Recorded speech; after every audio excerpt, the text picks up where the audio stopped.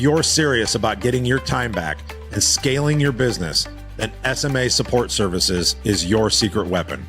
I use SMA for all of our support and admin tasks. Everything from back office management, day-to-day admin, even a call center. Their team frees up my staff to stay focused on high-level, revenue-generating activities. And that, let me tell you, is a fucking game changer. SMA isn't just support. They're a partner that keeps our operations running smooth and efficiently.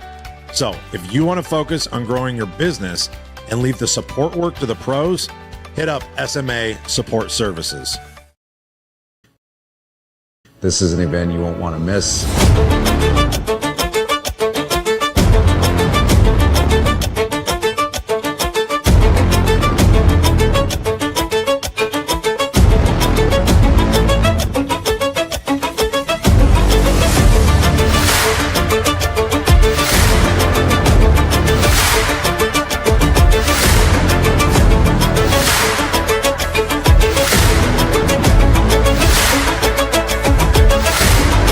I think the number one thing that I take away from this is the challenge. You're always challenged on multiple levels, mentally, physically, spiritually. We've been challenged every day since we've been here.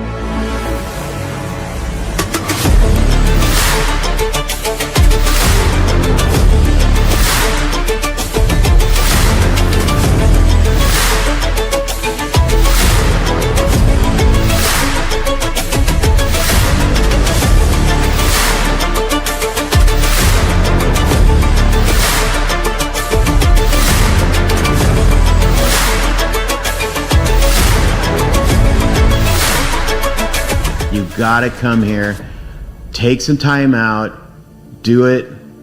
It's a great experience. You'll never forget it.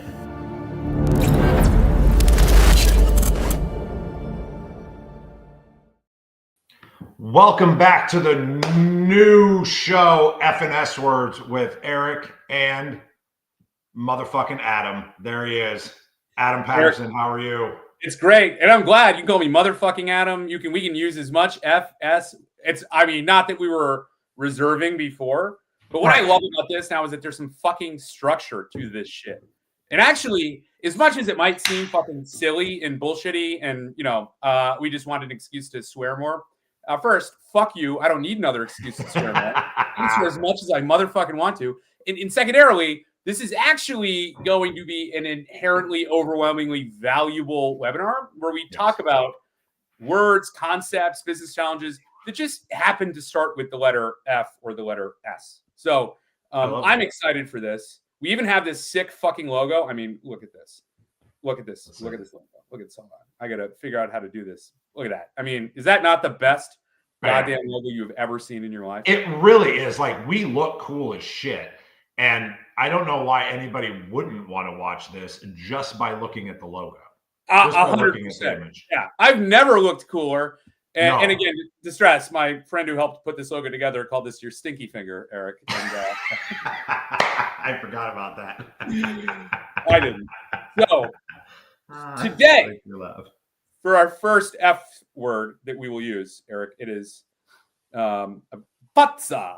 Very important. No, I'm just not. We're not using this word. Putza. This is the German word for cunt. Would be the American English equivalent. Right. This is the one you have to like really throw out the on it. It's like real important. It's like Putza. Yeah. Do you need to do this at the same time? No, I'm adding a little Italian. You know what I mean? Like I want to, yeah. So no, we're going to start with another F word today. It's got a U right next to the F because of course I had to, but incredibly important in business, which is future proofing. Future proofing. I thought it was going to be fuck stick. Yeah, it almost was fuck stick, but almost. But future proofing. All right. Let's talk about future proofing. Today is all about future proofing. So, when we think about future proofing, right, and when we think about what future proofing is, it's not predicting the future. And people get this wrong, right? Future proofing is not, I know it's going to happen tomorrow and I'm going to get ready to adjust for it today. Wrong. Future proofing is building a business that doesn't collapse when something unexpected hits, right? And that's the nature of owning a roofing company. And hey, storms change, lead sources die, subs disappear, my meta ads aren't working, my top sales rep decides he wants to go start his own company. Like, homeowners are allergic to answering the phone. Something has happened to my business that has created an unexpected disruption. And I know that I've implemented some things in the back end of my business and into my systems that can help me adjust and prepare for the future, right? Future proofing is basically like making your forearms less fragile than yours, Eric, when you deadlift wrong. Like, that's what future proofing is. It's at its heart. Okay. And so what are some things that we can do to future proof? Well, I want to ask you that question open-ended first. Like, when you think of the lens of future proofing as a roofing company owner, what does it mean to you? And you know, what steps have you taken to this point to do it? Great question. Love the word. Love the word of the day today, Adam. Thanks for bringing that to the group. I like the other word better. We're gonna be honest. Spots up much better, but I do too. And first of all, before we even get started, I just want to say how good you look. Like, you still are looking good. You've kept your fucking. You haven't fallen back. You know what I mean? Like, you didn't like do this thing to go somewhere and look good and then say, fuck it, I'm good. I just wanted to congratulate you. You're kicking ass and taking names. So I appreciate that, Eric. Thank you. You're welcome. Future. So what does it mean to me? That's a great question. So I would say what we were guilty of in the past as a business was definitely not doing this, right? It was definitely not future proofing and kind of winging it. And really just hoping that everything was going to work out every year and then being reactionary towards everything that did happen. I think we can still do a much better job, and I hope I can learn something from this episode as well. But I think that a lot of the systems that we've put in place to have redundancies to take care of things if someone does get hit by a bus. Look at this. I have goosebumps right now, Eric. I have goosebumps. Future proofing starts with who you hire and who you empower. Okay. It is people before predictions. People are the front line. Like, roofing companies fail not because of storms, not because of low demand. They fail because they can't build leaders. They rely on one superstar. They have no bench, right? Your future is determined by the people closest to the customer, not the person sitting in the office pretending to do strategy, but the guy or gal closest to the customer. That is how your future is determined, right? We exist at SMA because businesses forget that their future depends on their frontline and on their customer interaction and providing that 5-star experience to homeowners consistently, right? Both in direct engagement and communication with my sales reps, with my frontline leaders, as well as in the workflows that have to happen and occur in the back end to ensure that they can focus themselves on providing the best experience to homeowners. But people get that wrong, right? Future proofing is all about people. It's about who I have and how do I empower them. What do you think people, what do you think? Because that was just a natural reaction answer for me, right? Is that it was people. What do you think other people think it is? I think they think it is, there's this awesome, incredible new lead gen source that no one else is using that I'm going to be in the front lines with and I'm going to be the innovator there's this cool new technology that's going to let me make better aerial photos and give me more approvals from insurance companies. I think they think it is the guy that was the top rep at like Acme Roofing down the road is telling me he's going to leave and I'm going to bring him in here to be the sales manager and he's going to turn my whole team into superstars. I think that's what the common average human being, man, roofing company owner, woman, believes that future proofing is, right? I'm going to adopt something new and novel. It's going to be innovative. I'm going to be way ahead of my competition tomorrow. And that ain't it, dog. That ain't it. And and to be fair, like, some of those things can make an impact in your business, but it's not setting yourself up for long-term success. No, right? Because I get excited. Sorry, I didn't mean to interrupt you, but like, I get really excited talking to people like in this industry that have done this for a very long time, right? Because they have figured out how to actually exist in this space for more than a decade, right? Like, if you've been here for more than a decade, then you've been fucking broke, right? And you've been rich and you've been broke again, right? But then there's these guys and gals that have been around for 3 years and they're jumping on here and they're like, look at me, I'm going to coach you and I'm going to do all these things. It's like, bitch, you had 3 fucking good years with a goddamn storm. Fuck off. Like, you have no idea what it's like to be broke. And I the guys that are going to stick around for the long term, if that's your goal, are doing the things that you're talking about right now. Systems that survive chaos, right? Yes. Future-proofing is basically turning chaos into something you can outsource, you can automate, you can hand off to someone more disciplined than you, that you can protect against. It's about systems that survive chaos, because guess what? In a high-velocity business environment, in particular in home services, in particular in storm-centered roofing companies, chaos is fucking inevitable, baby. It's going to happen. Some shit's going to go down. Sometimes it's going to be horrific. Sometimes it's going to be manageable, but it's inevitable. It's going to go on. Like your company survives storms, winter, slow seasons, right? Because you built repeatable, boring systems and processes, scheduling, QC, sales processes, onboarding, closeouts, right? You've got a great fucking playbook that is there. And that system enables and allows you to survive chaos. And that system is how you're future-proofing the business against what you don't know that's coming down the road, because you can be as predictable and repeatable about the people, the processes, and the systems that are in place as you possibly can.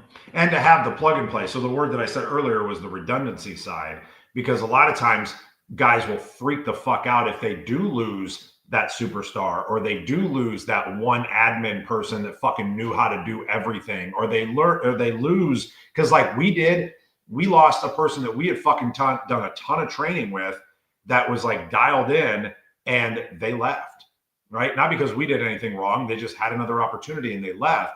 And it's like, but we had redundancies in place and training so that we could onboard somebody new within 2 to 3 weeks, and they were going to be up to speed with what the other person was already doing. Yeah, you said it earlier, and that's one thing that I notice most entrepreneurs always forget, or they think like, I can't do anything about this, and so I'm just going to cross my fingers and hope it never happens to me, which is the bus factor, right? Like, hey, if my guy or gal got creamed by a bus tomorrow, how many other people could step in and take care of the work that they're doing for them today, right? And normally the answer is no one. Correct, which is so much risk. And you want to talk about, like, by the way, that's one of the things, if you're any of you that are ever deciding to sell to private equity are thinking about that you're going to get arbitraged on heavily, is going to be key man risk. Yeah. Like heavily arbitraged on key man risk. And one of the things they look at is how many systems, people, and processes to create operational redundancy do you have in place to account for this key man here? Because something's going to happen, right? Like to your point, like I know you said it earlier, but like I want to reiterate it, like something's going to happen for any of us that have been around again for more than a few years. Like something is going to blow up. Somebody is going to fuck shit up and take 20 jobs with them and take 3 reps with them. And you know what I mean? Like that shit is going to happen. And if you're not prepared for that, if you're not prepared for what happens next, like you don't have a business really. Like you've got a job, and now you have to do all of those things and spend hundreds of thousands of dollars to bring in new people and retrain too. Correct. And you know, there's a component, right? We talked earlier about, you know, technology, and I think again, everyone looks at future proofing through the lens of just tech stack and technology.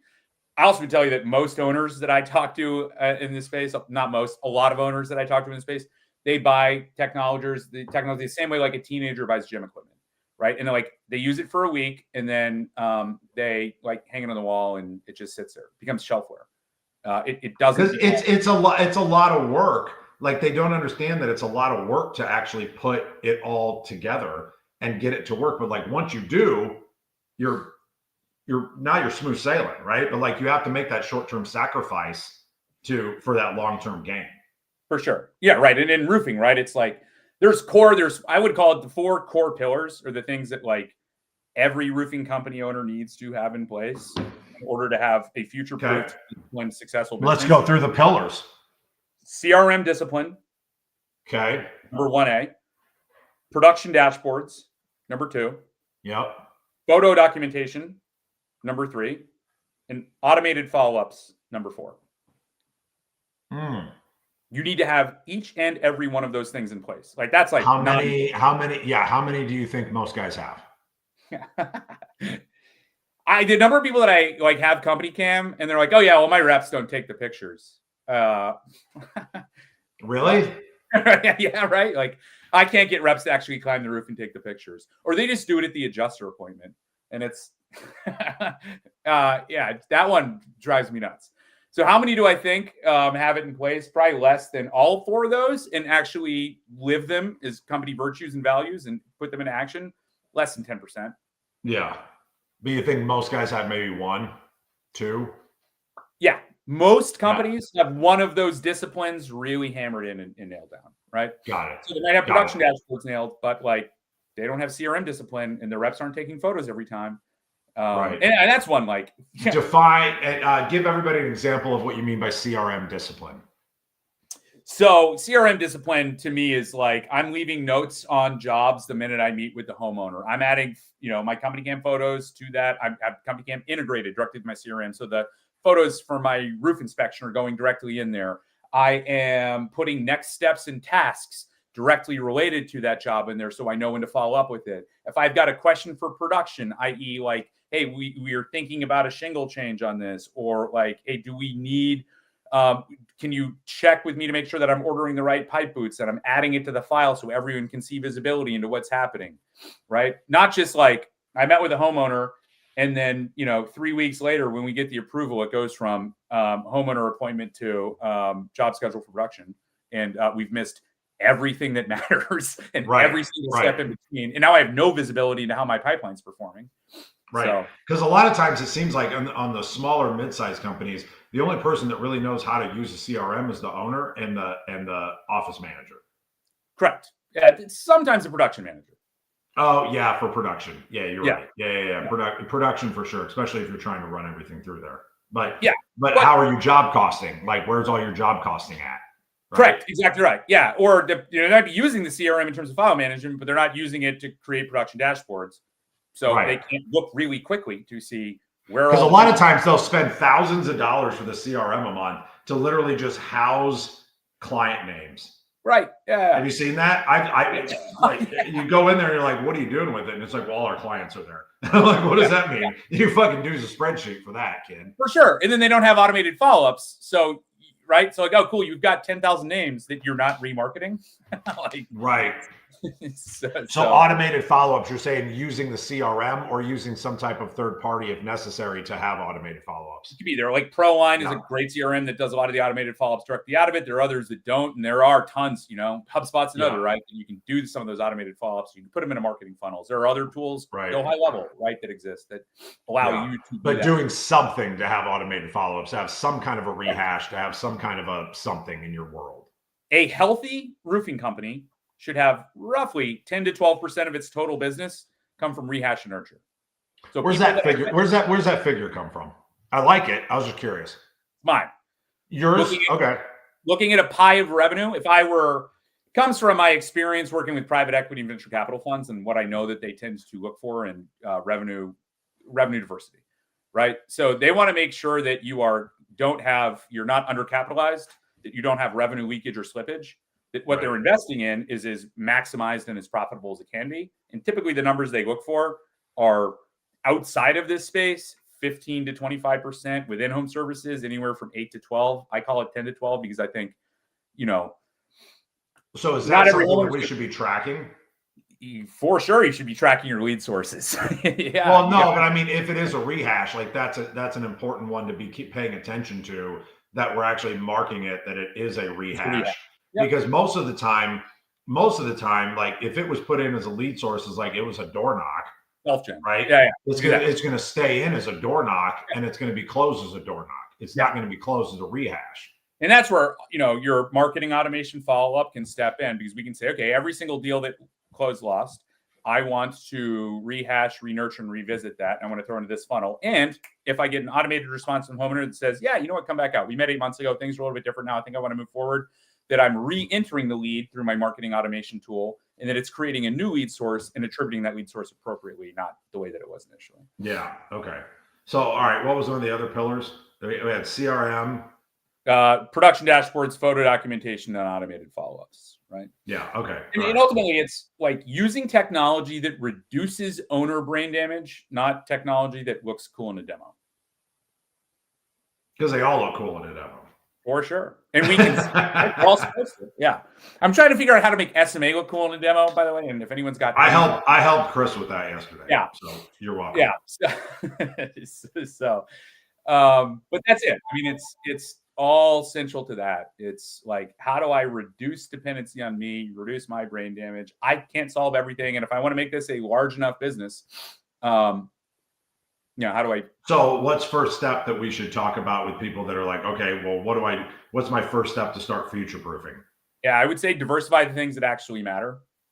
Okay. So, diversify your lead sources, right? Retail, door-to-door, digital, storm, diversify your labor. Make sure you have multiple sub-crews in every one of the markets then. Make sure you don't have a single point of failure for a job and a single point of failure in production. Diversify your management infrastructure. Don't like one cranky PM be a reason that production slows, right? Have a redundancy built into that. Mm-hmm. The biggest thing that you can do and any company can do, and I mean, this is just in general, your future-proof shield is customer experience. The most future-proof thing that you can do at all is build trust. Yeah, 1,000%. I mean, it takes time to do that, but you can also do it short term by making sure that in the beginning, though, that because I know that this is something I'm guilty of. I mean, we ran the business for years and never got testimonials, never got anything to prove the trust. Yes. Roofers lose revenue because they treat homeowners like transactions. Yes. Right. Yeah. And we do it different in commercial. Like, it's completely different in commercial because we truly we build it as this long-term relationship because that's what it's going to be. But if we start treating homeowners the same way and treat them as long-term relationships, it's only going to grow what you're trying to do, right? For sure. Yeah, right. You want every single interaction, you want the future-proof business is one where the customer says, I trust these guys, and whatever happens next, I will go back to them. Right. Yeah. Right. And if you have verticals, right? So if you've got siding or you've got some other type of vertical that you add in there, that's where the real gain is going to be, right? Because that's not even a rehash. Yes. I mean, and the biggest, I would say the third is we think about future proofing, the third biggest thing that we can do is remove the bottleneck, the owner, right? Right. Like a future proof business runs even when the owner's being a little bitch, just frankly. Right. Like, most owners accidentally build businesses where everything depends on their mood, their energy, their daily motivation, their input, right? Like, future proofing means the business runs even if Eric goes to Egypt, even if Adam relocates to Germany, even if the team makes some mistakes, even if you wake up one day and you think like, fuck these fucking morons. I'm tired of being a goddamn babysitter. Like, I'm these fucking idiots, right? They all wear Velcro shoes. They all wear Velcro shoes. Yeah, right. Yeah. I just heard that one the other day. I just heard that yesterday, and I was so happy, and I'm going to use it all the time. So it's one of my favorite statements. Yeah, I know it is. I heard it was yours, and so I'm stealing it. Yes. So yes, I think it actually is all these Velcro wearing shoe motherfuckers. Is that actually maybe how it is supposed to land? I think they all wear Velcro shoes. Yeah, it's generally how. Okay. Oh, that's how I'll say it then. Okay. Oh, yeah. Real quick, not to break up, but I don't know if you saw this this post this morning, but I got new Zen tins made with the new logo. Did. I have to. I don't even use Zen. Like, you want a moment of vulnerability? I tried it once and it made me throw up. You fucking, you're such a man. I know. All right. Unbelievable. Yeah, I tried it one time and it made me puke. Although here's the thing. I rip heaters. I mean, I'll smoke. I was just going to say, yeah, you rip heaters. You can rip heaters all fucking day, but you can't throw in a fucking little zinni. I'll smoke 6 to 10 cigarettes a day, and no problem. But I throw one Zen in, dude, and I'm fucking rattled and puking. That's hilarious. Well, we're going to put together some kind of a contest. So for people that are interested in getting one of the Be Authentic Zen tins, I just got a new shipment in. Literally landed yesterday. So I'm excited about that. I'm going to, whatever the contest is, I'm hopping in, baby. You're in? Okay, cool. All right, so, yeah. Natalie took one because she wants to put her medicine in it. I was like, thank God I didn't have these when I did drugs, because this is just where I would hide all of my drugs. Like, I don't know how we did not have things like this back then. I want to be. We can wrap this up, and I'll be in. Give some space, but like, I want to be clear that like future proofing is not perfection. It's not predicting storms. It's not building technology that no one else has and that you barely use. It's not working harder. It is making your people smarter. It's making your systems tighter. It's controlling the controllables, right? It's removing fragility, and it's just fucking eliminating the dumb shit. That's right. Right? And it's centered around people. It's all, yeah. And I mean, if I can close with anything here, I mean, this is something that I talk about all the time. And I think that a lot of people like inherently know it, but they don't take the time to invest into their people, right? I mean, we had a simple, give an example. We had a simple lunch that we put together because everybody had like busted their ass for like 2 weeks and like stepped up and like filled in gaps and like just did all these things. Like we had about 97 fires for whatever reason in like a 2 week span that just happened to pop up, and everybody stepped up. And so I was like, hey guys, it's like, let's all take the day off. Let's take the second half of the day off. Let's all go up to my club. Let's have lunch. Let's like decompress, like talk. I thanked everybody for like stepping up and doing all the things, and just took some time to invest into the people. And it wasn't meant to be like this big thing. It was just like, let's spend some time together and talk. And Tim texted me yesterday and was just like, dude, just so you know, he's like, that lunch fucking like brought everybody together, and we have been performing at such a higher level literally just since that day. And that was never really the intention. It was just, I wanted to get everybody together. But the point is like, what are we doing at all times to invest in our people so that they feel like part of that cog? Exactly right. Yeah, exactly right. I'm really excited about this. Our new concept. Our new. Does this not work better? I mean, I love bullshitting with you, right? And we still get. And we still can, right? But I love this. Like, this is great. So everybody understands it's going to be F&S words. There's going to be a new F or S word, right? Each week. Right. So next week it's going to be an S. Is that how it's going? Or yes, we're going to alternate. Yeah, we're going to alternate. Okay, and then I'm going to have to try and guess what the word is, I think. And then we're going to riff. But Adam's going to come with the word because he's smarter than me. And so he's going to come with the word, and then we're going to dig down into it. And maybe every once in a while I'll bring one. 100%. I'm not. Okay. I just want to be clear. I never agreed to bring all the words, just so everyone. Oh, you didn't? Oh, I thought you did. No, you sent me an email with like 97 words. Yeah, well, so I get bored. I get, I get a 7-hour flight from Germany on fucking Monday, so I had some time. Good point. Well, I'm glad you're back. Everybody's glad you're back. I'm excited for you to have your new adventure in Germany. And how do you say Hamburg? Hamburg. Yeah. Okay. All right. I love hearing you throw the accent on it like you already live there. So yeah. Listen, Mike, with 2 days. I thought it was yesterday. It's actually the 21st. My 60-day course starts. I should do one of these mostly in German, I think, at some point. We'll get a lot of views. I'll tell you, you know, an interesting roofing fact to share with you. Yes. About Germany. Like fucking 99% lifetime roofs. Like 99%. Because they're all like what, slate, tile? Predominantly slate, predominantly like really expensive tile. They do get hail events, and they do get some hail damage, and they do get some insurance work down in the south. But really? Not a lot. And most of the roofs are all lifetime. So.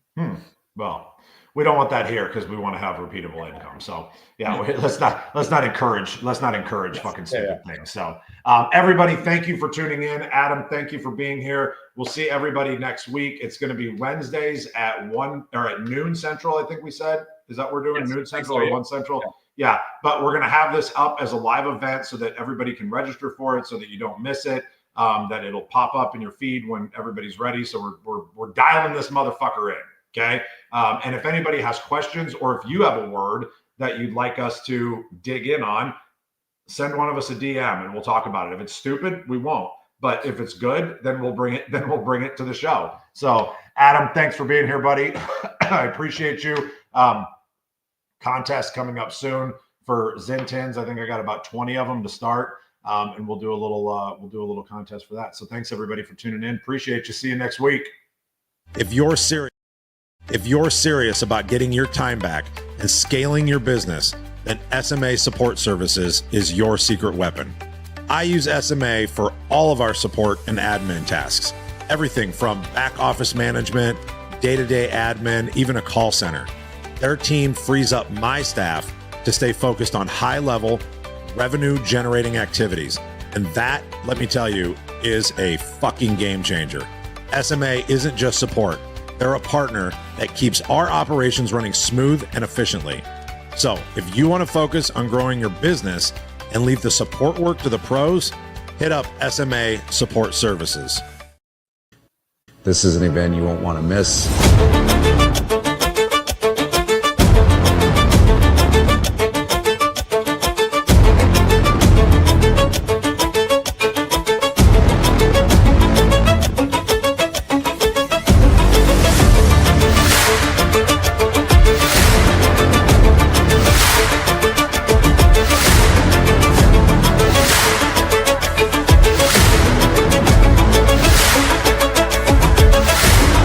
I think the number one thing that I take away from this is the challenge. You're always challenged on multiple levels, mentally, physically, spiritually. We've been challenged every day since we've been here.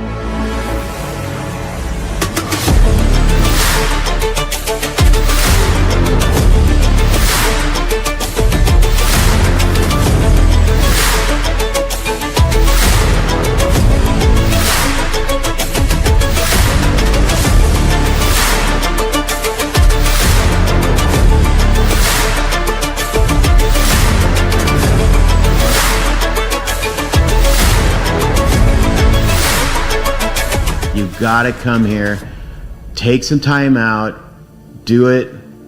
It's a great experience. You'll never forget it.